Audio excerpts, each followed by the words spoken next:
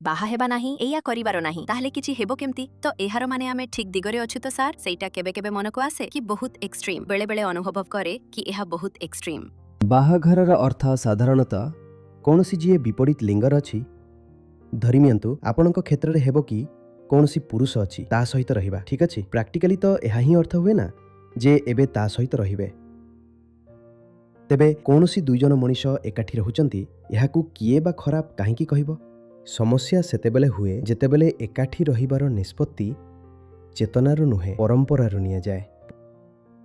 बाहाघर जदि ट्रुथ रु आसुची तेबे बहुत भल कथा। आम बाहाघर केबे ट्रुथ रु आसे नाही, आम बाहाघर ट्रेडिशन रु आसे किंबा बायोलॉजिकल बाध्यबाधकता रु आसे जे तुमे युवती होई गल समाज प्रेशर पकाउची बाहा होई जा तेनु बाहाघर सेथिपाई गड़बड़ होई जाए कारण बाहाघरर सेंटर गड़बड़।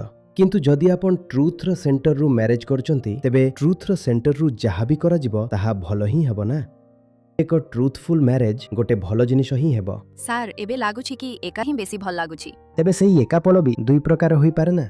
एकापल मध्ये जदि ट्रुथ र सेंटर रु आसुची आपणक बुझामणा रु आसुची एभली एकापण तो बहुत शुभ।